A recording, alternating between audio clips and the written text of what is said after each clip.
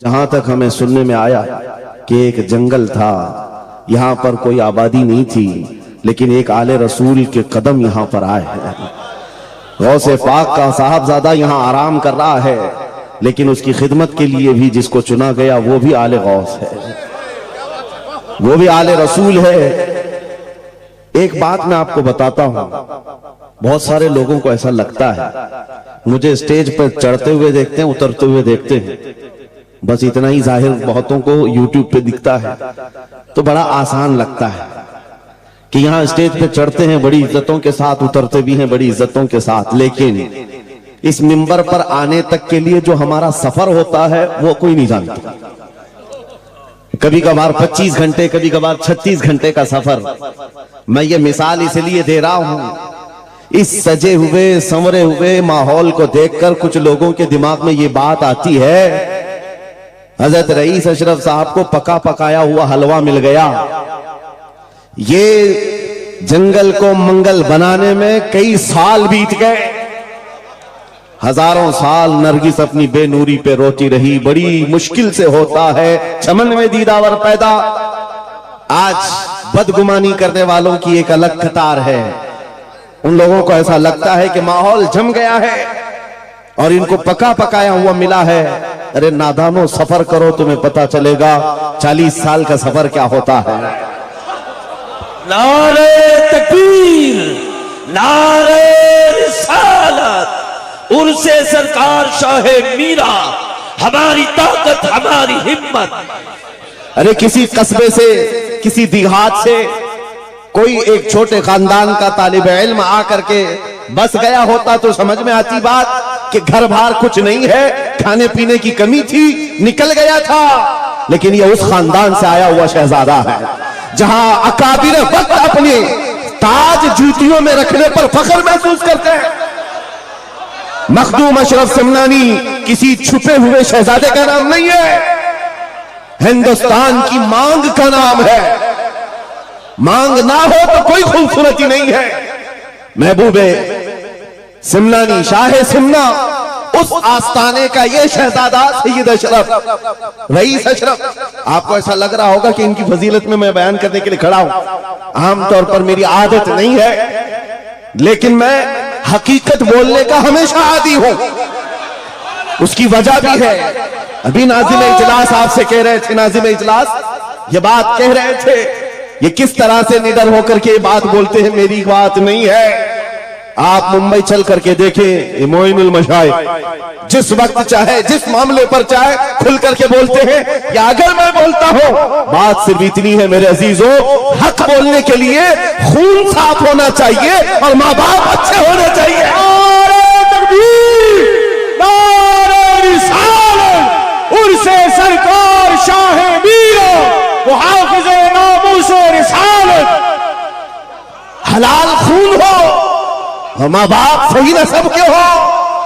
हक बोलने में डर किस बात का है, खौफ किस बात का है। मैं बात इसलिए कह रहा हूं, कोई अगर किसी देहात से, किसी जगह से निकल करके आया हुआ होता, हालात का मारा हुआ होता और आकर के किसी जंगल में कोई घर बनाने की कोशिश कर रहा होता, तो तुम ये कहते बांग्लादेश से आया है बेचारा, बर्मा से आया हुआ है बेचारा।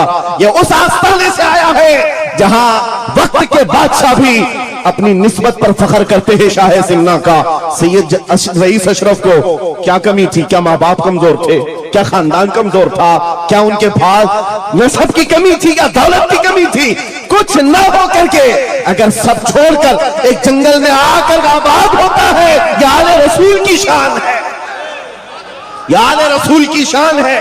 इसलिए मैं आपको बिला मुबालगा ये बात कह रहा हूं। मुझे फख्र है इस बात के लिए क्योंकि मेरे बाप ने बचपन से हमें 3 चीजें सिखाई है जो रसूल पाक की हदीस है। मेरे आका ने फरमाया, अल्लिमू औलादकुम सलासा खिसाल, हुब्ब नबीयिकुम व हुब्ब अहली बैतिही व तिलावतल कुरआन। मेरे आका ने फरमाया, अपने बच्चों को 3 बातें सिखा करके जाना। नंबर 1, अपने नबी की मोहब्बत सिखाओ। नंबर 2, नबी की अहले बैत की मोहब्बत सिखाओ। और नंबर 3, कुरान पाक सिखा कर जाओ। हमें बचपन से हमारे माँ बाप ने ये तालीम दी है, इसीलिए आप इस चीज को महसूस करें। मेरे लिए जो सरमाया आखिरत है, जिसको मैं समझता हूं यही वो मिंबर है जहां मेरे इधर भी उधर भी वो सादात बैठे होते हैं जो करंट से ज्यादा मुझे पावर दिया करते हैं।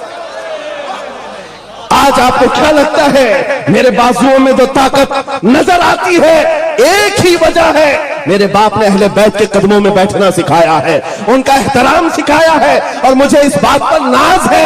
हजारों कोशिशें कर ली दुनिया ने मुझे झुकाने की, मुझे झुकने नहीं देता धर्म ज़हरा के बच्चों। नारे तकबीर, नारे तकबीर, नारे रिसालत, नारे हैदरी। अल्लामा मुफ्ती सलमान आसारी, अल्लामा मुफ्ती सलमान आसारी और से सरकार शाहे मीरा, लब्बैक लब्बैक लब्बैक या रसूल अल्लाह, लब्बैक लब्बैक या रसूल अल्लाह, लब्बैक लब्बैक लब्बैक या रसूल अल्लाह। मैं उन चीटरों से कहना चाहता हूं जो अपने जमात में बैठकर गद्दारी करते हो, अगर तुम्हें अहले बैत के चेहरों पर भी निफाक है, इनकी मोहब्बत में तुम्हारे अंदर बुग़्ज़ है, तो फिर अपनी आखिरत का सोचो, अपनी आखिरत का सोचो।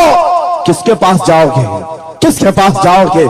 आपको पता है उमर इब्ने खत्ताब व अमीरुल मोमिनीन, जिसके रौब से कैसर और किसरा कांपते थे, हजारों नहीं लाखों का लश्कर एक नाम से थर्राता था, लेकिन वही वक्त का खलीफा अमीरुल मोमिनीन उमर इब्ने खत्ताब जिस वक्त मिंबर पर खड़े होकर मस्जिद नबवी में खिताब कर रहा है, रसूलुल्लाह का बेटा, हम गरीबों का गमगुसार हुसैन आजम तशरीफ लाते हैं, मस्जिद में आकर मिंबर पर देखा और कहा मेरे बाप के मिंबर से उतर जाओ, अपने बाप के मिंबर पर जाओ। ये किसने कहा? हजरत उमर ने नहीं कहा बच्चा कहां से आ गया। हुजूर के इंतकाल के बाद अहले बैत का सिलसिला खत्म हुआ, फौरन वक्त का खलीफा उतर आता है, अमीरुल मोमिनीन मिंबर से नीचे आ गए, घुटने जमीन पर रखा, घुटने जमीन पर रखा और कहा शहजादे आपने बिल्कुल सच कहा, यह मिंबर आपके बाप का है, यह आपके नाना का है, मेरे बाप का कोई मिंबर नहीं। उमर के पास जो कुछ है वो आपके नाना का है, जो कुछ भी है वो आपके नाना का है। खाते हैं इनके घराने का, भोगते हैं इनके घराने पर। ये न मिजाज फारूकी है न ये मिजाज सिद्दीकी है। आपको मैं बताऊं फिर हजरत उमर ने क्या कहा, अगर शहजादे आप इजाजत दे दें तो मैं मिंबर पर चढ़ूं। उनके सामने बोलने की जसारत किसकी थी? लेकिन रसूलुल्लाह की आल हमारे लिए सरमाया आखिरत है। ये नबी पाक की आल की मोहब्बत ईमान की अलामत है। बेटा उमर फारूक रज़ी अल्लाह ताला अन्हु का है, आम नहीं है, वो भी सहाबी रसूल है, सहाबी रसूल है। बाहर किसी मामले में तकरार हो गई इमाम हुसैन के साथ, वो हजरत अली के बेटे, ये हजरत उमर के बेटे। आपको ऐसा लगता हो तो सुनो, हजरत उमर तो खिलाफत पर थे, हजरत अली नहीं थे उस वक्त। हो सकता है छोटी उम्र में कुछ बहस हो गई, बहस होने के बाद ये तकरार हुई तो इमाम हुसैन ने अब्दुल्ला बिन उमर, हजरत उमर के बेटे को सिर्फ इतना कहा, तुम मेरे से क्या बहस कर रहे हो? तुम्हारा बाप मेरे नाना का गुलाम है, तुम्हारा बाप मेरे नाना का गुलाम है। हजरत उमर के बेटे को यह बात लगी कि कैसे मुझे ये टॉन्ट, कैसे मुझे ये ताना। दौड़ करके आए हजरत उमर के पास, कहा बाबा आज अली के बेटे हुसैन ने क्या कहा पता? कहा क्या कहा बेटा? कहा हमारी तकरार हो रही थी, इसमें उन्होंने बुला करके मुझसे ये कहा कि तू मुझसे किस बात पर लड़ता है, तेरा बाप तो मेरे नाना का गुलाम है। हजरत उमर ने कहा ऐसा कहा उन्होंने, ऐसा कहा? कहा सच कह रहा हूं बाबा, ऐसा ही कहा। कहा बुला ला हुसैन को, बुला ला।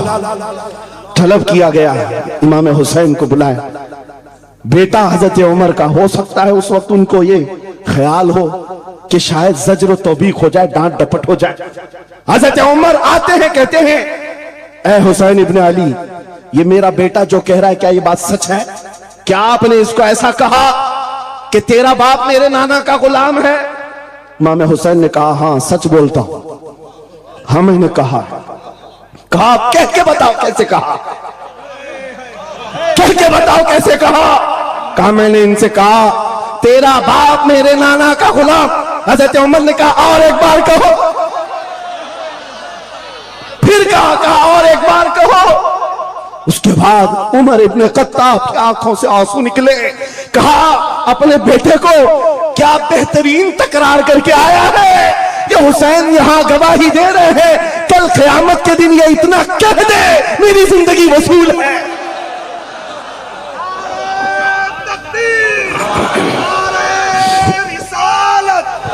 हुब्बे आले मोहम्मद, हुब्बे आले मोहम्मद, नारे तकबीर, नारे रिसालत। सच बता रहा, डॉक्टर साहब यहां आकर के अभी जो लंगर की कैफियत बता रहे थे, और उनके पढ़ने से पहले मैं भी लंगर खा के आया। आपको एक सच्ची बात बता रहा हूं, शाह मीरा के सामने मिंबर पर बैठा हूं, मुझे आखिरी वक्त तक ये ख्याल नहीं हो रहा था कि मैं किस बात पर बात करूं, मैं बयान किस चीज पे करूं। मैंने जो कुछ शुरू किया था शायद ये शाह मीरा ने मुझसे बुलवाया। अब सुनो, जो कुरान पाक की मैंने आयत पढ़ी, रब ने फरमाया वअतसिमू बिहब्लिल्लाहि जमीआ, ऐ लोगों सब के सब अल्लाह की रस्सी को मजबूती से पकड़ो। अल्लाह की रस्सी क्या है? क्या ये आसमान से नीचे लटकती है? कोई रस्सी है जिसको पकड़ना है? मुफस्सिरीन से पूछो, कुरान की तफसीर करने वाले कहते हैं अल्लाह की रस्सी मुहम्मदुर रसूलुल्लाह है और उनकी अहले बैत है। उनके अहले बैत को अल्लाह की रस्सी कहा गया है। सबके सब मिलकर के अगर इस रस्सी को पकड़ ले, मेरे अजीजों, ये इख्तिलाफात, ये इंतिशारात, ये जिस कदर आज हमारे दरमियान तफर्रुकात शायद नहीं होते।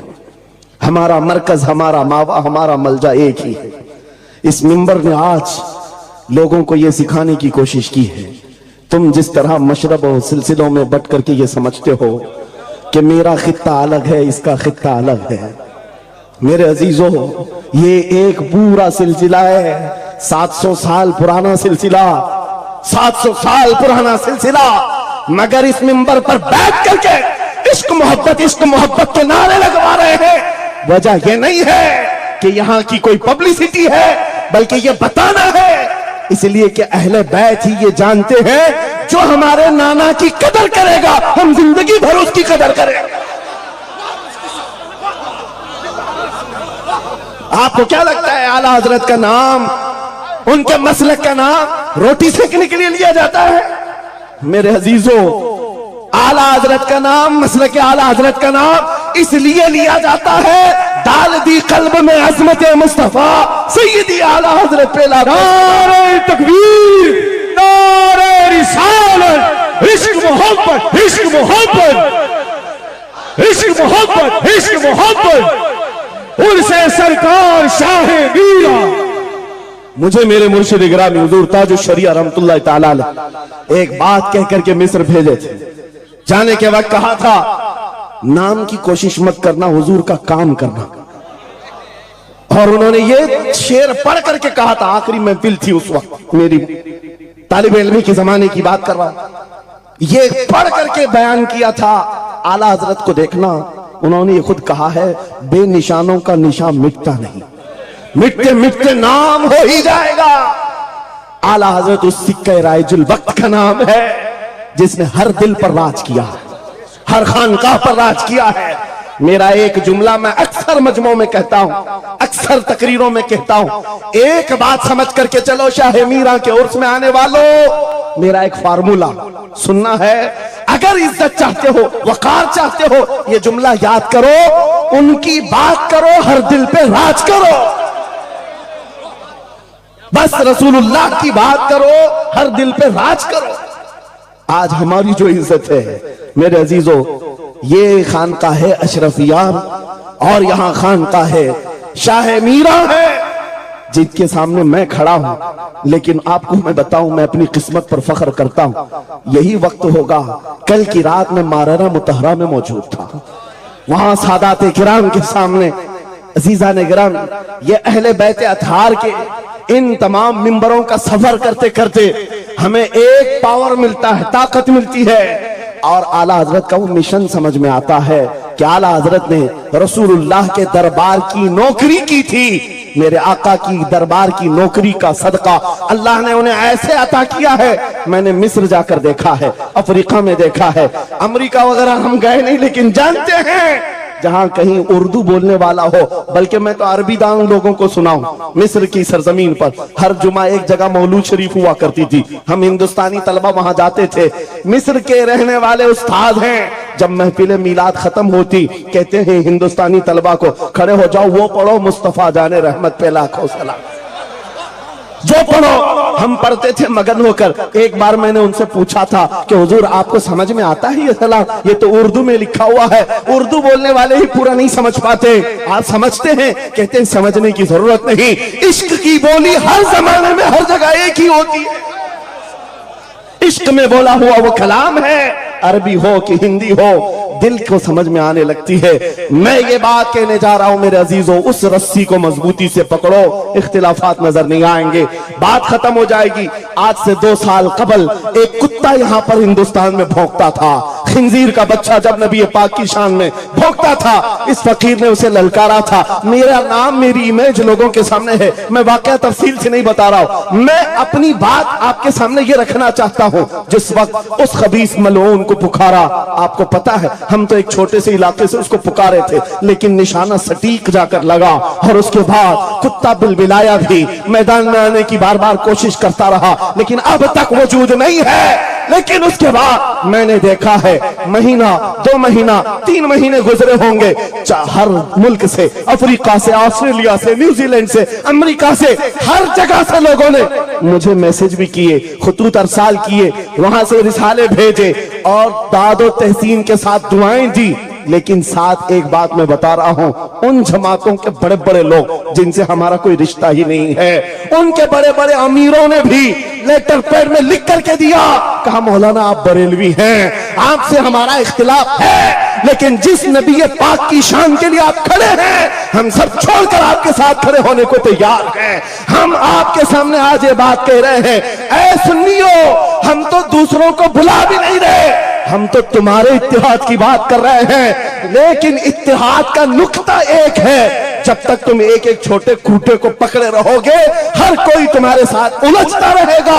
उस अजीम दरख्त को पकड़ लो जिसकी जड़ें तहतुस सरा में है, जिसकी शाखें औजे सुरैया पर है, और वो मोहम्मद रसूलुल्लाह की जात। उस नाम को मजबूती से पकड़ो, जिसको इकबाल ने क्या बेहतरीन अंदाज में बताया, आबरूए मां जनाम मुस्तफास्त, हम सबकी इज्जत आबरू मुस्तफा के नाम से। अगर ये बात पर इत्तिफाक हो जाए, सारी चीजें भूल जाओगे, सारी चीजें भूल जाओगे। मेरे अजीजों, आज मुझे इस बात पर कोई भी आपत्ति नहीं, जरा बराबर भी झिझक नहीं। हो सकता है कुछ लोगों को ऐसा लग रहा हो कि डरे सहमे स्टेज पर आए होंगे, यहां पर बड़े बड़े खानकाह अशरफिया के सादात मौजूद हैं, उनसे हम ये बात खुल करके कहते हैं। मेरे अजीजों, हम डरे सहमे स्टेजों पर जाने वालों में से नहीं हैं, जहां जा रहे हैं खुल करके जाते हैं, और ये बात देख करके जाते हैं, जहां मेरे नबी की अजमत बोली जाएगी वहां हम अपनी गर्दनें झुका कर जाएंगे। यहां पर मिशन आला हजरत को तरवीज दिया जा रहा है। आला हजरत का वही तो मिशन था। क्या मिशन था आला हजरत का, जो आपने अपनी जिंदगी भर दिया है? अपने दिल का है उन्हीं से आराम, सौंप है उन्हीं को सबका, लो लगी है कि उस दर के गुलाम चारे दर्द रजा करते हैं। आला हजरत फाजिल बरेलवी का वो मिशन यहां से दिया जा रहा है।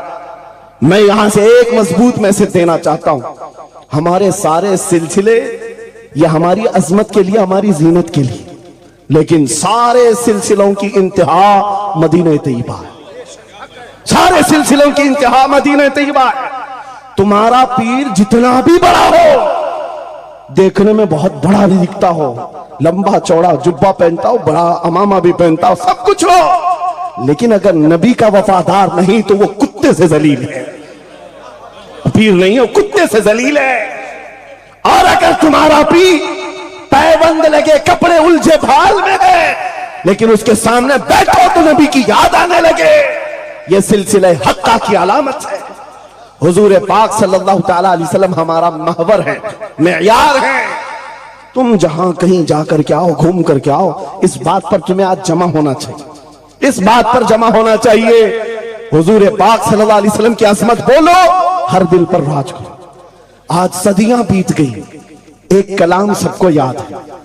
अभी मैं आपको बताऊं, 2 साल पहले किस कुत्ते ने क्या भौंका हुजूर की शान में, लोग भूल गए। हो सकता है, और भूलना भी चाहिए, याद रखने की चीज ही नहीं।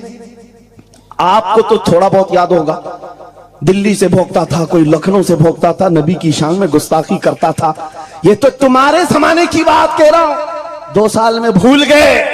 लेकिन 1400 साल पहले आशिक रसूल ने कहा था, वह अहसनु मिन कलम तरक़त आईनी व अजमलु मिन कलम तलिदिन निसाउ खुलिक़त मुबर्रअन मिन कुल्लि ऐबिन कअन्नका क़द खुलिक़त कमा तशाउ।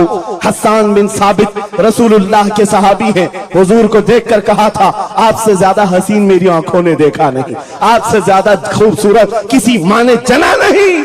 ये कलाम आज भी गूंजता है, हर एक को पता है। पता ये चला, नबी की अजमत बोलने वाला हमेशा जिंदा रहता है और भौंकने वाला मौसम के कीड़ों की तरह गायब होता है, खत्म हो जाता है। इसलिए कौन सी जिंदगी चाहिए, देख लो। आपके सामने मिसालें हैं, इसलिए मैं जिक्र करता हूं, वरना मैं अपने ये मुकद्दस स्टेज गलीज लोगों के जिक्र से नापाक भी नहीं करना चाहता, किसी के नाम लेकर के, वरना डर की बात नहीं, डर से नहीं। आपको पता है, एक राफजी कुत्ता दीन बदल कर निकला था लखनऊ से, धर्म परिवर्तन और मीडिया की सुर्खियां बटोरने के लिए हॉट कुर्सी पर जाकर बैठकर, ये सब प्रोपेगेंडा है। उनको ये लगता था कि खलबली मच जाएगी 30 करोड़ मुसलमानों। अरे एक बड़ा आदमी दीन छोड़कर चला गया, मुसलमानों से हट करके दूसरे धर्म में चला गया, नाम भी बदल लिया, धर्म भी बदल लिया, सब छूट गया और गया। 6 महीने तक धोतियों के नीचे उनका फुजला चाटता रहा और उसके बाद पता चला कि पुजारियों ने किक मारकर निकाल दिया, खत्म हो गया। 6 महीने के बाद आकर एक गुफे में बैठकर वीडियो बनाने लगा, मुख्यमंत्री जी, प्रधानमंत्री जी, मेरे जान को बचा लो। 6 महीने में ही तुम्हारा यह हशर हो गया। धोबी का कुत्ता, न घर का न घाट का। 100 साल पहले आला हजरत ने फरमाया था, या रसूल अल्लाह, जो तेरे दर से यार फिरते हैं, दर बदर यूं ही खार फिरते हैं। नारे तकबीर, नारे रिसालत, अज़मत मुस्तफा, लब्बैक लब्बैक लब्बैक या रसूल अल्लाह, लब्बैक लब्बैक लब्बैक या रसूल अल्लाह। बस ये दौलत तुम्हारे अंदर आ जाए, जब मिंबरों के करीब हो जाओ, जब कभी मसाजिद या खानकाहों के करीब हो जाओ, औलिया कामिलीन का अदब अपनी जगह पर, वो असल नहीं है, असल वो रसूलुल्लाह की जात। मौलाना रोम फरमाते हैं, मौलाना जलालुद्दीन रूमी औलिया के बारे में कहते हैं कि कुछ लोग ये समझ बैठते हैं कि औलिया हमारे पीराने इज़ाम, मेरे अजीजों, ये जरिया है नबी तक पहुंचाने का। और अगर कोई पीर तुमको रसूलुल्लाह तक नहीं पहुंचा रहा है तो फिर वो 2 नंबर वाला है, वो हुजूर की अजमत नहीं बताता, हुजूर तक नहीं ले जाता, वो 2 नंबर का है, झूठा है। मौलाना रोम फरमाते हैं, शीशे पर कभी दिन के वक्त सूरज की रोशनी पड़ती है और शीशे को तुम जिधर घुमाओ सामने भी रोशनी पड़ती। बचपन में हम करते थे, छोटा सा शीशा लेते, सूरज को दिखाते और उस पर रोशनी आती है, जिधर भी करो इधर उधर रोशनी जाती रहती है। मौलाना जलालुद्दीन फरमाते हैं, वो जो जमीन पर इधर उधर रोशनी घूम रही है, वो शीशे की रोशनी नहीं है, धोखा मत खाना, ये सूरज की रोशनी है। सूरज की रोशनी शीशे पर पड़ी और ये शीशा जिधर घूमा उधर रोशनी।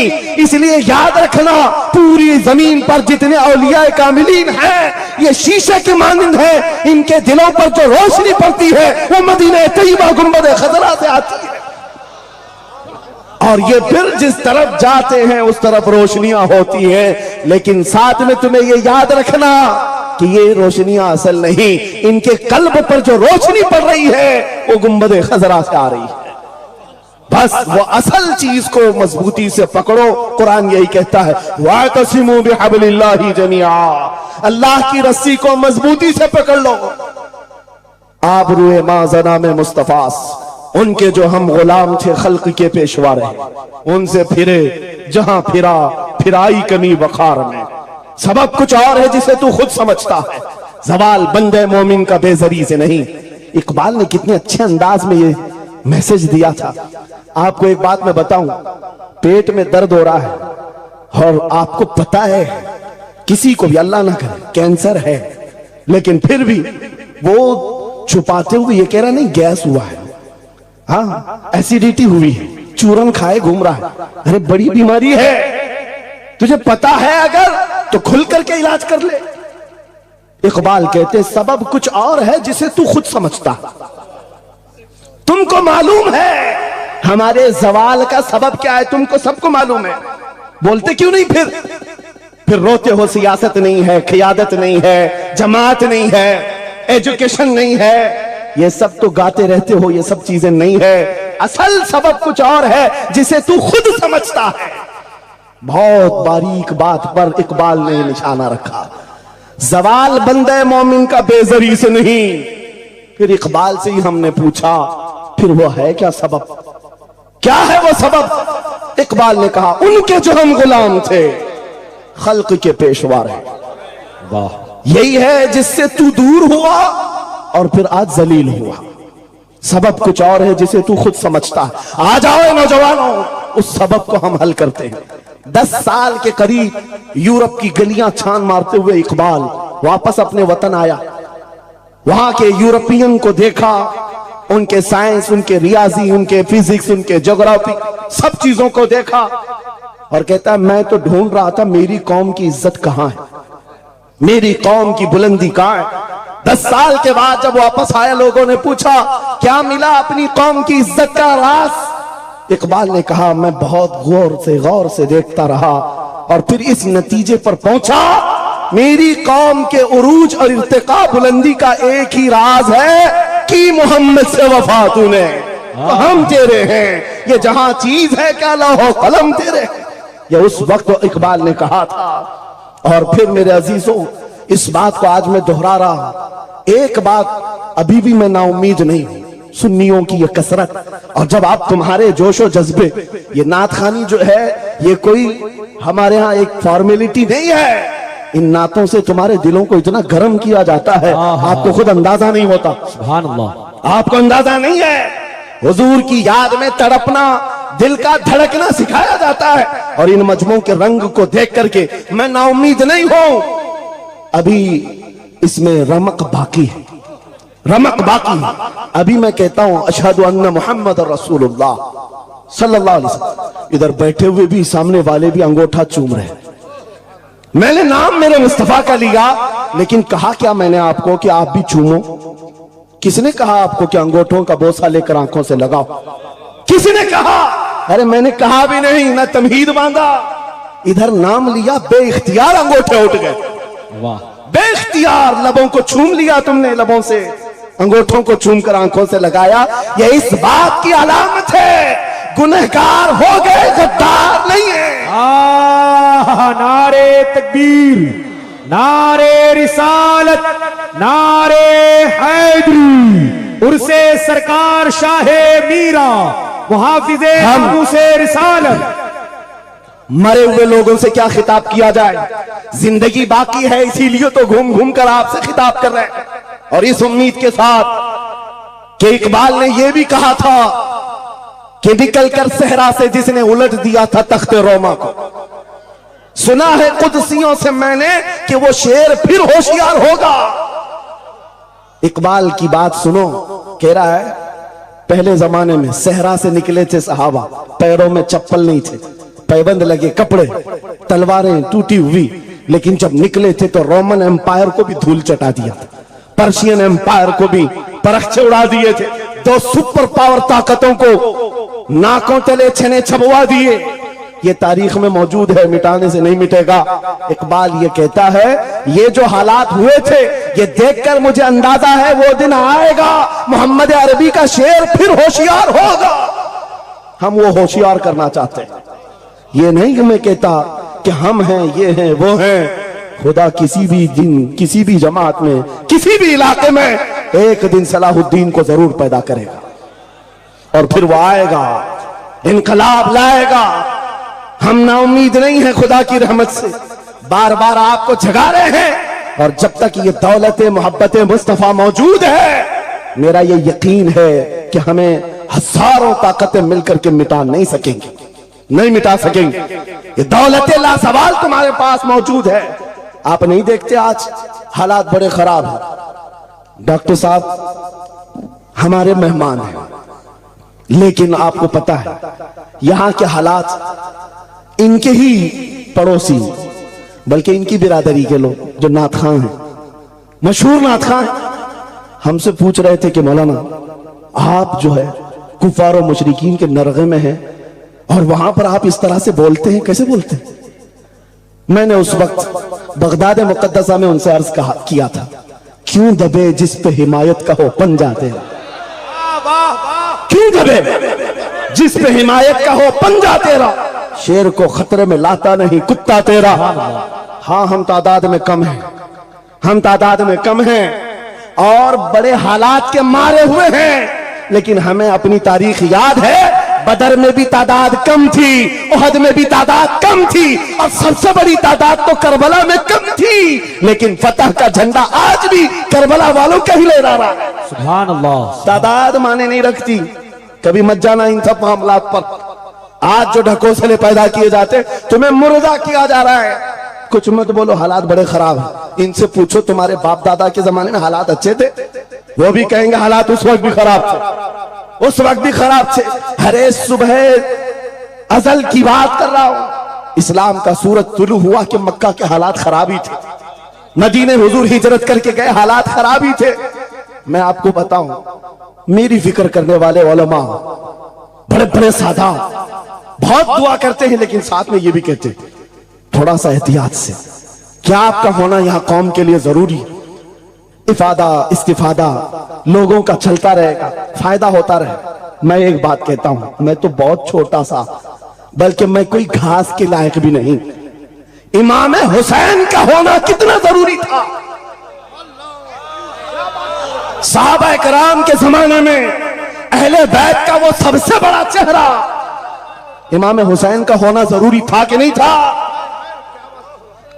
उस वक्त भी ये कहा था सहाबा ने, मक्का से जब करबला जा रहा था ये काफिला, हाथ जोड़कर कहा था मौला हुसैन मत जाएं, आप रसूलुल्लाह की निशानी है, आप मत जाएं, आपसे खल्के खुदा को फायदा होगा। मेरे अजीजों, मैं ये बात आज कहता हूं, हमारी कोई वकात नहीं, हमारी कोई हैसियत नहीं जो ये समझता है अपनी कुटिया बचाने के लिए कि हमारे होने के बाद बहुतों का फायदा होगा। अरे इमाम हुसैन के होने से कितना फायदा होता, मगर उस हुसैन आजम ने ये नहीं देखा, बल्कि निकल करके उस मैदान में निहत्ते बच्चों के साथ चले आए थे और गर्दन भी कटा दी। ये समरा आज तक देखने को मिलता है। इस्लाम जिंदा होता है हर करबला के बाद। सुभान अल्लाह। इमाम हुसैन ने अजीम उस रुखसत पर नहीं अमल किया था, अजीमत का रास्ता इख्तियार किया, चले आए। उस वक्त भी सहाबा ने उनसे कहा था आपका होना बहुत जरूरी है, लेकिन इमाम हुसैन की नजर में यह बात थी रह लेंगे चंद साल, लेकिन लोगों के दिलों में जो नर्वसपन होगा, शरीयत की धज्जियां उड़ती हुई देख करके बड़े बड़े लोग खामोश हैं, तो आइंदा आने वाली नस्लें भी इसी तरह कंप्रोमाइज करती हुई चली जाएंगी। मेरे अजीजों, मैं आज खुल करके बताता हूं, मेरी पुष्ट पनाही करने के लिए बड़े बड़े उलमा मौजूद है, एक भी हुकूमत का कुत्ता नहीं है और ना ही जरूरत है। जब कभी पहली मर्तबा मैं तन्हा खड़ा था मुंबई की सरजमीन पर, हुजूर मोइनुल मशाइख मेरे साथ, उस वक्त भी साथ थे, आज तक है। और ये भी बात बताऊं, आपका मैं मुफ्ती होऊंगा लेकिन इनका बाबू, ये हमेशा एक ही बात, ये सारी चीजें मेरे साथ हैं, लेकिन फिर भी मैं खुल करके आपके साथ ये कहता हूं, बच्चे मेरे भी हैं, बीवी खानदान मेरा भी है, लेकिन एक चीज सताती है आज कि अगर आज आप सबकी बातें सुन करके हम भी कहें थोड़ा जी लेंगे, हम भी 10 साल 12 साल 14 साल जो जिंदगी मिल जाए जी लेंगे, क्योंकि इनको ना बोलेंगे तो छोड़ देंगे, आसानी से रहने देंगे। लेकिन एक नुकसान हम देख रहे हैं, कल को आने वाली नस्लें पूछेंगी कल को आने वाली नस्लें पूछेंगी, जब नबी की शान में कुत्ते भौंकते थे, हमारे बाप दादा रोटियां सेका करते थे, उनके दिलों में कौन सा ईमान होगा? उनके दिलों में कैसी बुज़दिली आ जाएगी? लेकिन मेरे अजीजों, ज्यादा से ज्यादा क्या होगा? मौत तो सबकी लिखी हुई है, मेरी भी है, आपकी भी है। किसी दिन बिस्तर पर पांव रगड़ कर मर जाएंगे, लेकिन हम ये सोचते हैं जब मरना मुकद्दर है ही, यूं भी तो किसी दिन दुनिया से जाना है। नबी पाक का नाम बुलंद करके जाएंगे, नस्लें इस बात के लिए सीना चौड़ा करके कहेंगी, नहीं, सारे अगर कुत्ते भौंक रहे थे, मेरा बाप मेरा दादा नबी की शान में अज़मत रिसालत के दिफा के लिए तन्हा खड़ा था या उलमा में से कोई खड़ा था, उनके फख्र के लिए इतनी बात काफी है और उनके ईमान की हिफाजत के लिए इतनी बात काफी है। सुभान अल्लाह, सुभान अल्लाह।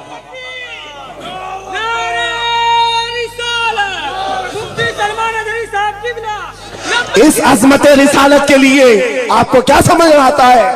बहुत दिन हो गए हमारे आराम के, बहुत दिन हो गए सुकून के, नबी के नाम पर हमने रोटियां बहुत खाई, हुजूर की इज्जत पर क्या क्या नहीं मिला हमको। कौन से दिन तकलीफ आई है? कौन सी दिन तकलीफ आई है? या अहले बैत को देख रहे हो? आपको पता है वो बाबुल हवाइज इमाम मूसा काजिम, अहले बैत के इस बड़े इमाम की बात कर रहा हूं जो इमाम जाफर सादिक के बेटे हैं, लेकिन 7 साल तक वक्त के जालिम तागूती ताकतों ने जेल में रखा, जहर देकर के खत्म किया है। आपको पता है इमाम मोहम्मद बिन हसन अस्करी, जिनको जहर देकर के खत्म किया गया, अहले बैत था जिन्होंने 20-20 साल जेल काटी है। रसूलुल्लाह के शहजादे थे वो, रसूलुल्लाह की आल थे, आज तो लाखों में है, उस वक्त तो नबी के शहजादे चुनिंदा थे, पूरी दुनिया के वो मरकज थे, लेकिन जेलों में 20-20 साल गुजारे, किसी को 10 साल, किसी को 12 साल, किसी को 20 साल। आपको पता है इमाम मूसा काजिम को जंजीरों से भी मारा गया था, जंजीरों से।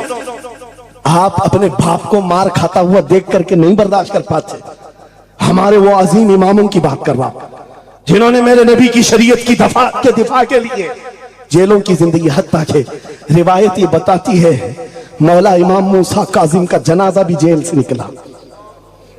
मेरे अजीज हो, ये सब क्या बातें सिर्फ बयान करने के लिए रह गई? उलमाए ज़वील एहतराम इस मनसब को हाथ समझेंगे। आज ज्यादा से ज्यादा यही होगा। इसी किछोछा मुकद्दसा के एक बुजुर्ग थे जो मेरे बहुत बड़े आइडियल है, सैयद मुजफ्फर हुसैन कछोछवी। आजादी के मौके पर बड़ी मुसीबतें उठाई और इनको पकड़ करके, एक शहजादा है किछोछा मुकद्दसा का आस्ताना, और जेल में डाल दिया गया था। आपको पता है किछोछा के उस शहजादे ने एक जवाब दिया था जो मेरा फेवरेट शेर है, पसंदीदा शेर है। आपने कहा था मुजफ्फर को मुकय्यद न समझे सैयद, मेरी असीरी भी सुन्नत आबाई है। माशाअल्लाह, मेरी असीरी भी सुन्नत आबाई है। मुजफ्फर को मुकय्यद मत समझे सैयद। आपको पता है ये तारीख है हमारी, लेकिन सब की सब तारीख इसलिए दोहरा रहा हूं कि हमारी इज्जत उसी में मौजूद है, वहीं पर है। वापस आ जाओ उधर ही। अपनी कुटिया बचाकर, अपनी दुकान बचाकर ज्यादा दिन नहीं जी पाओगे। हुजूर के नाम के दिफा करो, सुबह क़यामत तक मौला नाम जिंदा रखेगा। सुभान अल्लाह। हाँ, अपनी हिफाजत के लिए बहुत सारे लोग हैं, अपनी अपनी फिक्र करने वाले। नबी की इज्जत और नामूस पर पहरा देने वालों की तारीख मिटाई नहीं जाती। हजारों मिटाने की कोशिश भी कर लो, वो मिटते नहीं है। आज आपको पता है पैरों से माजूर खादिम हुसैन को कौन नहीं जानता। लोगों को डर भी लगता है उनका नाम लेने में कि गरजता था बंदा और खुद व्हील चेयर पर बैठा, लेकिन लाखों को खड़ा होना सिखा दिया। किस बात पर? क्या अपने बाप के कसीदे पढ़ता था? क्या अपने खानदान के कसीदे गुनगुनाता था? एक ही बात, रसूलुल्लाह की अजमत पर बात, हुजूर की इज्जत पर बात करो तो फिर पता चलता है 8 साल के बच्चे से लेकर 80 साल के बूढ़े के दिल में भी अल्लाह खुद मोहब्बत डालता है। वाह, सुभान अल्लाह, खुद मोहब्बत डालता है। सब चीजें मौजूद है उसी जात पर। एक बात मैं अब आपके सामने कहता हूं, गुफ्तगू समेटता हूं। आला हजरत का मसलक देखो, मिशन देखो, और आपको उसी बात पर मैं लाकर जमा कर दूंगा। और सुन्नियों का मजमा मुझे पता है, आधा शेर मैं पढ़ूंगा, आधा ये खुद ही कंप्लीट करेगा। और गारंटी के साथ कहता हूं मुझे पता नहीं यहाँ के मजमे के बारे में, लेकिन इतनी गारंटी जरूर है आप कंप्लीट करेंगे। क्यों? हमें पता है मिजाज इश्क रसूल का, हमें पता है मोहब्बत मुस्तफा का। सुनो, मैं कहता हूं वो जो न थे तो, वो जो न हो तो, ये गारंटी है हमारी, ये गारंटी है। आधा जुमला भी कह दो सुन्नी के बाद, वो जो ना हो तो, हाँ ये कंप्लीट खुद करेंगे। क्यों? ये अकीदा भी है, ये ईमान भी है, ये हमारी जान भी है। वो जो ना हो तो।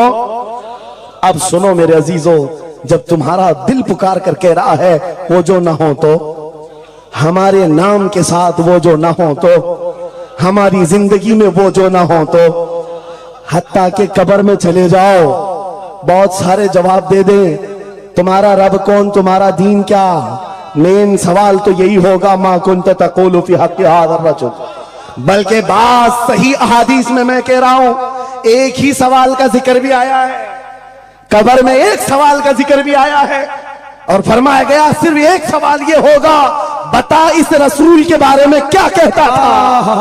वाह, बोलना पड़ेगा, बोलना पड़ेगा। फिर मैं पूछता हूं, कब्र में भी वो जो ना हो तो कुछ ना हो। जब तक नहीं बोलोगे आगे नहीं बढ़ेगी गाड़ी, वरना फंसे रह जाओगे। वो जो ना हो तो, चलो कब्र की जिंदगी खत्म हो गई, हशर में आ गए, हशर के मैदान में आ गए। लेकिन यहां पर भी क्या मसला है, खलीलो नजी मसीहो सफी सभी से कहीं कहीं न बनी। खलीलो नजी मसीहो सफी सभी से कहीं कहीं न बनी, ये बेखबरी की खल्क फिरी कहां से कहां तुम्हारे लिए।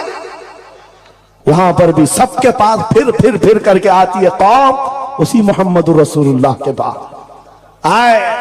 और शफाअत शुरू कहां से हुई? रसूल पाक से शुरुआत हुई, और उसके बाद इख्तिताम तक मेरे आका फरमाते हैं, कयामत के दिन मेरी हालत ये होगी, मेरे कंधे पर चादर पड़ी होगी और वो कभी खसक खसक कर गिर रही होगी। एक हाथ से मैं अपनी चादर संभाल रहा हूंगा और दूसरे हाथ से अपने उम्मतियों को पकड़ पकड़ कर जन्नत में ले जा रहा हूं। ये मैदान कयामत की बात है। फिर पूछता हूं, महशर में भी वो जो ना हो तो, कयामत के मैदान में भी वो जो ना हो तो। अरे तुम्हारी अजान कंप्लीट होती है, अजान में भी वो जो ना हो तो, नमाज में भी जब तक सलाम नहीं भेजोगे, नमाज में भी वो जो ना हो तो, कहीं पर भी बच नहीं सकते। इसीलिए आला हजरत ने कहा था, बखुदा खुदा का यही है डर, नहीं और कोई मफर मकर, जो वहां से हो यही आके हो, जो यहां नहीं तो वहां नहीं। जब तुम्हें समझ में आ गया वो जो ना हो तो कुछ ना हो, वो जो ना हो तो, वो जो ना हो तो, जब तुम्हारा यकीन है। अब सुनो बरेली का इमाम क्या कहता है, ऐ सुन्नी जवान आज ले उनकी पनाह, आज मदद मांग उनसे, आज ले उनकी पनाह, आज मदद मांग उनसे। कल न मानेंगे कयामत में अगर मान गया, आज आना है तुम्हें वहीं पर। मेरी गुफ्तगू का खुलासा यही है, मेरी गुफ्तगू का लुब्बे लुबाब यही है। आ जाओ उस कदम पर जहां से बिलाल हबशी को काबे की छत पर पहुंचाया गया। आ जाओ उस कदम पर जहां पहुंचने के बाद खत्ताब का बेटा अमीरुल मोमिनीन उमर इब्ने खत्ताब बना। हजरत उमर खुद कहते हैं, मेरी हैसियत इतनी थी, मैं खत्ताब का बेटा, बचपन में 2 बकरियां मुझसे नहीं संभलती, लेकिन एक वक्त आया हजरत उमर 36 लाख स्क्वायर किलोमीटर पर तनहा हुकूमत करते थे। मिस्र, इराक, यमन, शाम, फिलिस्तीन, ये आज का सऊदी अरब हजरत उमर की निगरानी में था। हजरत उमर कहते हैं, आज इतने बड़े खित्ते पर उमर की निगरानी है, इसलिए नहीं कि खत्ताब का बेटा उमर है, इसलिए कि मोहम्मद अरबी का गुलाम उमर है। वो जो ना हो तो, मेरे अजीजों, जितनों ने इज्जत पाई है उस कदम से पाई। आपको जब ये बात अच्छी तरह मालूम हो जाए, यहां देखो आप, यहां चेहरे बहुत सारे, यहां बहुत सारे चेहरे, और उसमें बुजुर्ग तरीन चेहरा वो सैयद रईस अशरफ साहब का है। लेकिन पूरा मजमा ये बात मेरे साथ यकीन के साथ कह सकता है, इन जवानों से कई ज्यादा हसीन और जमील ये चेहरा है। क्यों? अरे तुम्हारे बॉलीवुड और हॉलीवुड में थोड़ा बुढ़ापा आए तो उसे निकाल दिया जाए, फिर उसकी नहीं चलती। वहां सिर्फ रंग और गाजे का काम है, वहां सिर्फ और सिर्फ पाउडर लाली मेकअप का काम है। जब तक जवान थे हजारों फैन थे, लेकिन जवानी खत्म हो गई तो बेचारे उनकी जिंदगी के लाले पड़ गए। और सियासत में भी यही हाल है, 40-40 साल नौकरी किया पार्टियों की, बाद में फिर वो मंडली में बिठा दिया गया, अब आप बैठो दूसरे जवान आएंगे, उनकी भी जिंदगियां खत्म। लेकिन एक बात है, नबी पाक का जो गुलाम होता है वो 80 साल का भी हो जाए, उसके अंदर ना पुरानापन आता है ना बुढ़ापा आता है। सुभान अल्लाह। इज्जत वैसी ही बरकरार है, खूबसूरती वैसी ही है, 80 साल का हो कि 90 साल का हो। अरे 75 साल की उम्र में हमने हुजूर ताजुल शरिया को देखा है, और जिन आंखों ने उन्हें देखा होगा वह इस बात की गवाही देते हैं, 1,00,000 खूबसूरत जवानों को एक तरफ रखो और एक तरफ ताजुल शरिया, और देखने वाले की निगाहों को टटोल कर देखना, वो 1,00,000 की तरफ नहीं, इस 75 साला उस अजीम हुस्न को देखने में मां होगा जो हुस्न पाउडर और लाली का नहीं है, इश्क मुस्तफा से मिला हुआ। इज्जत रसूलुल्लाह के कदमों से, उनकी वाबस्तगी से है, तो फिर छोड़ कर ये दर बदर क्यों ठोकर खाते? कहां ये बॉलीवुड और हॉलीवुड के चक्कर में पड़ गए? कहां तुम टिकटॉक पर मुजरे करने लग गए? कहां तुम गाने में अपनी जिंदगियां बर्बाद करके अपने दिल में निफाक पैदा करने लग गए? अरे ताश के पत्ते, जुए के अड्डे, शराब की बोतलें, ये तुम्हारी शान नहीं, ये तुम्हारे लिए ज़ेब नहीं देखता। और एक बात याद रखो, तुम जिन इलाकों में रहते हो बहुत सारे दूसरों को देखते हो, वो नाच रहे हैं तो हमको भी नाचना चाहिए, वो ऐसा कर रहे हैं तो हमको भी ऐसा करना चाहिए। शेरों को, कुत्तों को कभी देखना नहीं चाहिए। जो शेर है वो अपनी बिरादरी को देखता रहे, कुत्ते को देखता रहेगा तो फिर अपना शेरपन भी भूल जाएगा। इसलिए याद रखो, तुम खैरे उम्मत हो, तुम्हारा लक़ब कुरान में आया है। तुम नचनियों को मत देखो, शराबियों को मत देखो, जुआरियों को मत देखो, वो गाने पे कैसे थिरकते हैं, वो कैसे नाचते हैं, ये तुम्हारा मतलब नहीं है। तुमको अगर देखना है, खालिद बिन वलीद को देखो, सलाहुद्दीन अय्यूबी को देखो, शिहाबुद्दीन गौरी को देखो, औरंगजेब को बार बार देखो, बार बार देखो। इसलिए कि उन अजीम हस्तियों को देखने वाला ये समझ में आ जाएगा उसे, ये सारी इज्जतें जो है उन नौजवानों ने जो हासिल की, वो सलाहुद्दीन अय्यूबी हो कि खालिद इब्न वलीद हो कि शिहाबुद्दीन गौरी हो कि औरंगजेब हो कि शहीद टीपू सुल्तान हो, ये सब की इज्जतें मुस्तफा के नाम से, हुजूर के नाम से हैं। आपको पता है खालिद बिन वलीद 125 जंगें लड़े, 125 में से एक भी शिकस्त नहीं खाई अपनी जिंदगी में। उनकी तलवार का वजन 35 किलो का है और ढाल का वजन 40 किलो का है, और उनके पूरे जिस्म में एक बालिश्त जगह भी बाकी नहीं जहां जख्म न लगा। जंगे मौता में एक ही जंग में 9 तलवारें टूटी, पीछे कदम कभी नहीं हटा। एक जंग में ऐसा हुआ था कि 2 काफिर सर पर आ गए थे और अमामा गिर गया था, गर्दन पर तलवार थी, कट जाती, तलवार की तरफ नहीं देखा, अमामा उठाने के लिए चल पड़े, उठा लिया, फिर सर पर रखा, उन काफिरों की तलवारें नीचे रह गई। हैरत में पूछा कि ये शहसवार है इस्लाम का, सिपह सालार है, और ऐसी बड़ी गलती छोटा सिपाही भी नहीं कर सकता। जब तलवार गर्दन पर हो तो ये टोपी और अमामा उठाएगा। सामने के पहलवानों ने पूछा, ऐसी बड़ी गलती हमने छोटे फौजी से भी नहीं देखा, तुम तो सिपह सालार हो, ऐसी गलती कैसे कर सकते हो? खालिद बिन वलीद का जवाब, यही मेरा मकसद है। फरमाया, तुम क्या समझते हो खालिद बिन वलीद अपने बाजुओं की ताकत से लड़ता है? हरगिज नहीं। इस अमामे में मेरे रसूल पाक के 3 मुँह मुबारक हैं। माशाअल्लाह। मेरा यकीन है जब तक ये सर पर होते हैं मुझे ताकत देते हैं। नारे तकबीर, नारे रिसालत, अज़मते सहाबा। अजीजा ने गिरामी वक़ार, बस आ जाओ इस नुक्ते पर, जिंदगी पूरी टटोल कर देखना, हर बड़े किरदार की तुम्हें एक ही उन्सर नजर आएगा, जिसने नबी पाक पर जितना अपनी फिदाइयत का इजहार किया, मौला ने उसको उतना ही बुलंद किया, उतना बुलंद किया। अरे बीमारी के आलम में लकवा, फालिज, ये बहुत अजीब खतरनाक बीमारी, हाथ भी नहीं उठता, पैर भी नहीं उठता, इलाज भी नहीं होता, लेकिन ऐसी बीमारी में भी अस्कंदरिया की सरजमीन से शरफुद्दीन बूसीरी ने पुकारा था, मुहम्मदुन सय्यिदुल कौनैनि व थक़लैन वल फरीक़ैनि मिन अरब व मिन अजमी, मौलाया सल्लि व सल्लिम दाइमन अबदा अला हबीबिका खैरिल खल्क़ि कुल्लिहिम। 170 अशार लिखकर अपने नबी की बारगाह में अपनी मोहब्बत का इजहार किया था। जानते हो, नबी आए भी और अपना हाथ फेर करके लकवा और फालिद से सही भी किया और चादर भी इनायत किया। लेकिन जिस वजह से मैं ये बात कर रहा हूं, आज पूरी दुनिया में घुमाओ, अफ्रीकी हो कि अमरीकी हो कि हिंदी हो कि पाकिस्तानी हो, लेकिन एक कसीदा सबको याद है, मौलाया सल्ली व सल्लिम दाइमन अबदा अला हबीबिका खैरिल खल्क़ि कुल्लिहिम।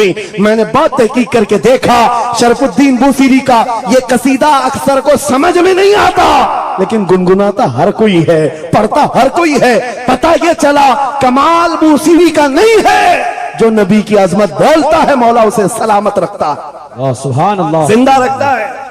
आला हजरत जिंदगी भर मेरे नबी का नाम लेते रहे, आज मजमों में उनका नारा है। हमारे मजमे उनके नारे के बगैर कंप्लीट भी नहीं होते। हम में से कौन देखा हुआ है आला हजरत? कोई नहीं देखा हुआ है, लेकिन हुजूर के इश्क की बुनियाद पर हर जगह ये चर्चा है। इसीलिए मेरे अजीजों, आओ खिराज अकीदत पेश करते हैं उस बारगाहे मुस्तफा में, और इस बात का अज़्म करके चलेंगे, ये तमाम इख्तिलाफात हटा दो, खत्म कर दो, एक चीज पर जमा हो जाते हैं, जो चीज रसूलुल्लाह ने सहाबा में डाली थी। हजरत बिलाल हबशी को सुना है? जानते हैं ना? हबशी थे, काले थे, चौड़े होंठ वाले, चौड़ी नाक वाले जो हबशी होते हैं उनको हबशी कहा जाता है। हजरत बिलाल हबशी थे और एक साहबी हजरत अबू जर, इन दोनों के दरमियान झगड़ा हो गया, छोटा सा झगड़ा। झगड़े के दरमियान हजरत अबू जर ने सिर्फ इतना कहा, या उम्मत सौदा, या इब्न उम्मत सौदा, ऐ काली मां के बेटे। हजरत बिलाल को इतना कहा, काली मां के बेटे। हजरत बिलाल को यह बात लग गई और दिल में ये बात रखा और हुजूर की बारगाह में आकर कहा, या रसूल अल्लाह, दिल दुखता है। कहा क्यों? अबू जर ने आज कहा, ऐ काली मां के बेटे। हुजूर जलाल में आए, मस्जिद में आए, मिंबर पर आए, कहा बुलाओ अबू जर। आए और हुजूर पाक सल्लल्लाहु अलैहि वसल्लम ने डायरेक्ट जो फरमाए, हदीस के अल्फाज हैं, अफीकल जाहिलिया, क्या अभी भी तुम्हारे अंदर जमाने जहालत की बुराइयां हैं? 3 बार कहा और उसके बाद हुजूर गजबनाक होकर जैसे ही अंदर गए, हजरत अबू जर तड़पने लगे, बेकरारी, दौड़ करके आए, हजरत बिलाल का हाथ पकड़ा। कहां है बिलाल? हजरत बिलाल मिल गए तो हाथ पकड़ करके ले आए। मैं किस लिए कह रहा हूं, कान खोल के सुन। छोटी छोटी बातों पर मशाइख से उलझ जाते हो, बड़े बड़ों को आज बदतमीजी के साथ बात करते हो। साहबा में हुजूर ने जो मोहब्बत डाली थी किस बुनियाद पर? हजरत बिलाल का हाथ पकड़कर हजरत अबू जर ले आए मस्जिद में।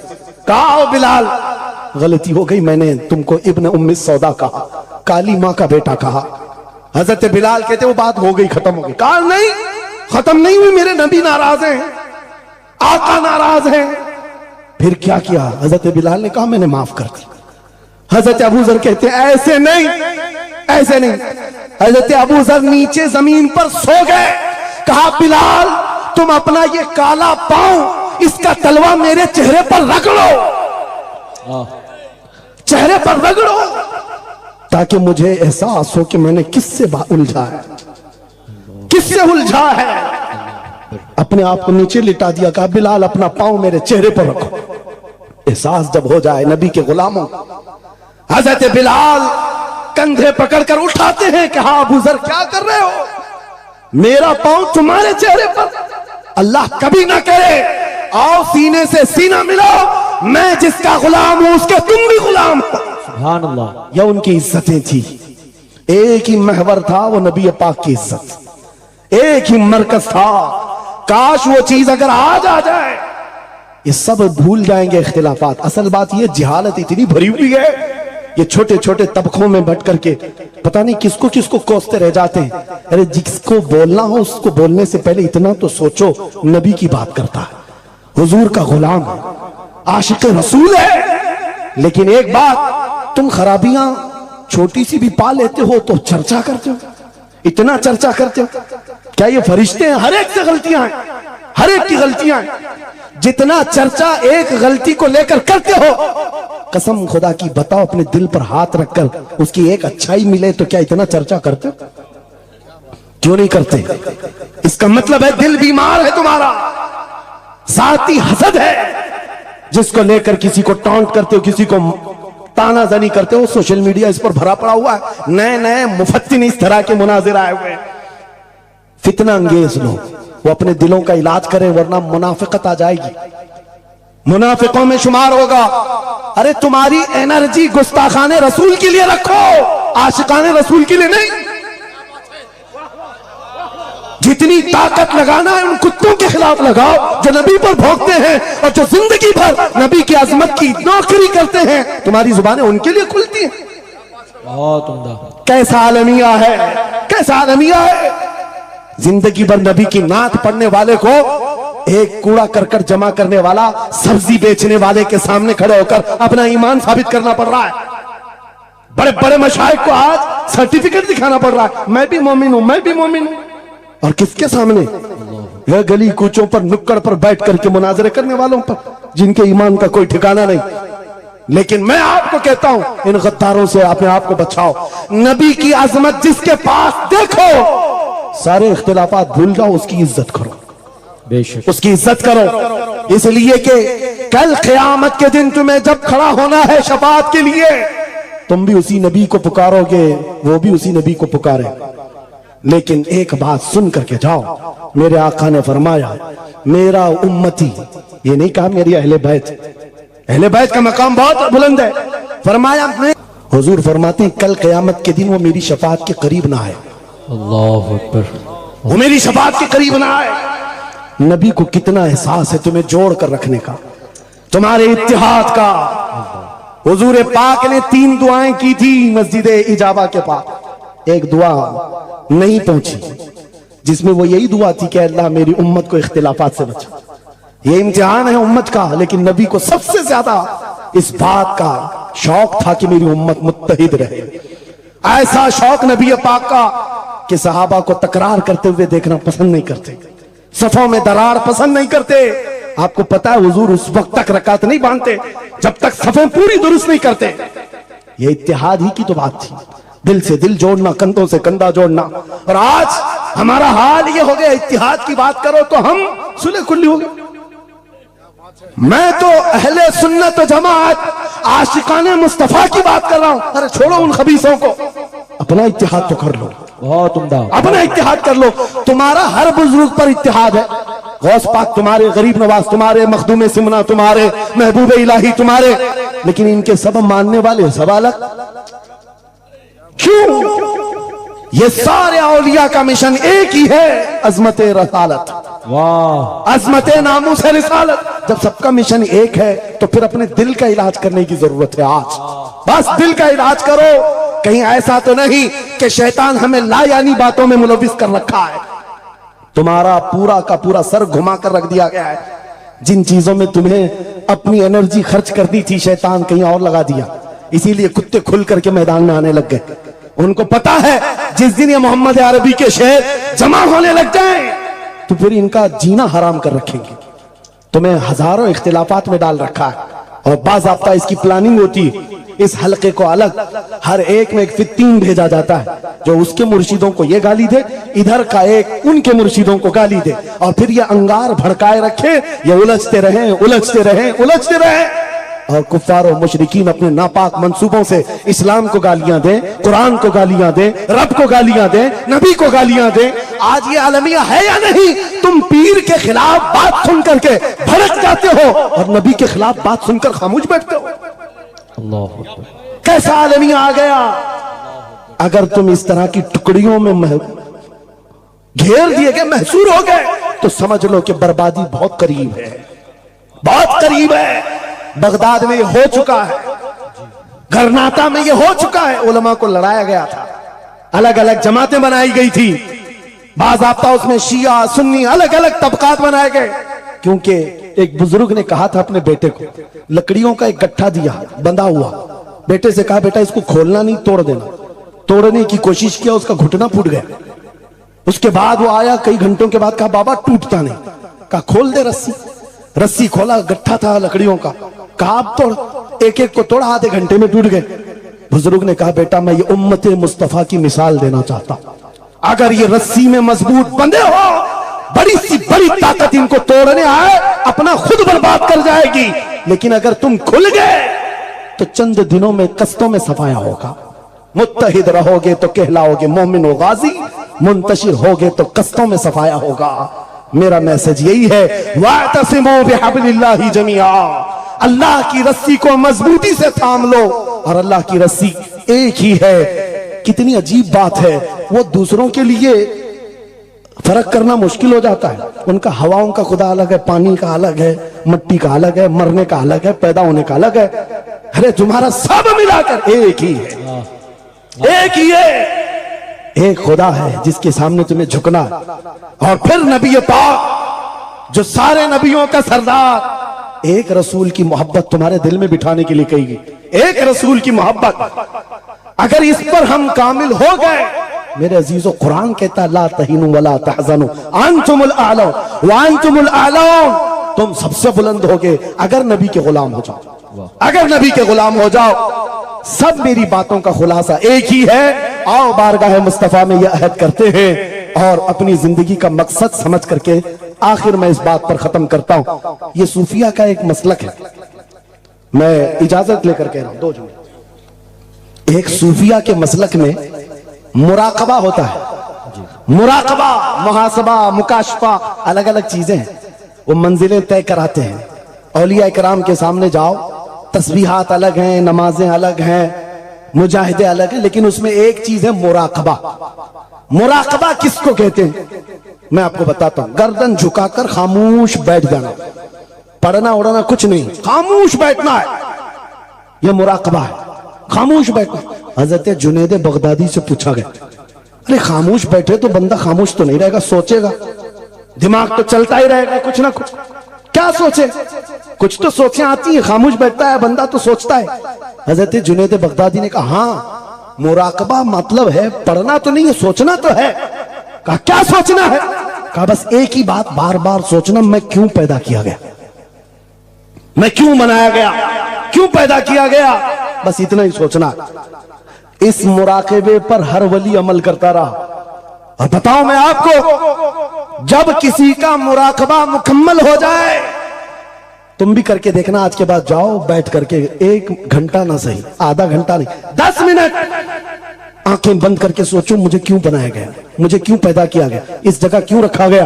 और जब यह मुराकबा कंप्लीट होता है, एक मंजिल पर बंदा पहुंच जाता है, उसका ज़मीर जवाब देने लगता है कि तू क्यों पैदा हुआ था। उसका दिल खुद ही बोलेगा क्यों पैदा हुआ था। आओ मिसाल बताऊं जिसका मुराकबा कंप्लीट हुआ। एक मिसाल में मुर्शिद गिरामी हुजूर ताजुश शरिया की बात करता हूं। जब उनका मुराकबा मुकम्मल हुआ होगा, तब दिल जवाब दिया है जिंदगी ये नहीं किसी की किसी के लिए, जिंदगी है नबी की नबी के लिए। अरे ना समझ मरते हैं जिंदगी के लिए, जीना मरना है सब कुछ नबी के लिए। सुभान अल्लाह। मुराकबा कंप्लीट हो जाए, ये जवाब आता है, ये जवाब आता हमारी जिंदगी किसके लिए है, नबी के लिए है। और उनके दादा आला हजरत इमाम अहले सुन्नत फाजिल बरेलवी ये सोचते रहे मैं क्यों बनाया गया, मैं क्यों बनाया गया।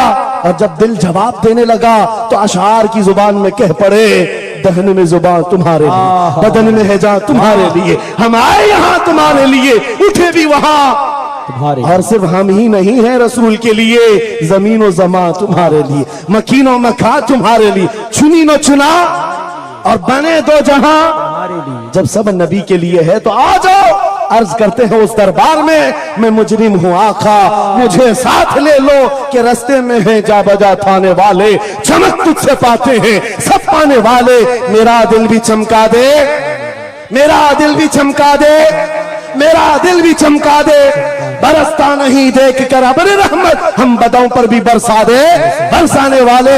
ऐ सुन्नियों, छोड़ दो इधर उधर आस लगाना, छोड़ दो इधर उधर गुहार लगाना, छोड़ दो इनसे उनसे मदद मांगना, इसलिए कि हमारा मरकज एक है, हमारा महवर एक है, जहां से सब कुछ मिलता है, इज्जत भी, दौलत भी, ताकत भी। अरे ये चीज है क्या दुनिया? लौह कलम तेरे हैं, अगर नबी का हो जाए आ जाओ। मैं खत्म कर रहा हूं इस बात पर, इस अकीदे के साथ, कौन देता है देने को, मुंह चाहिए देने वाला है सच्चा हमारा नबी। लब्बैक या रसूल अल्लाह, लब्बैक या रसूल अल्लाह।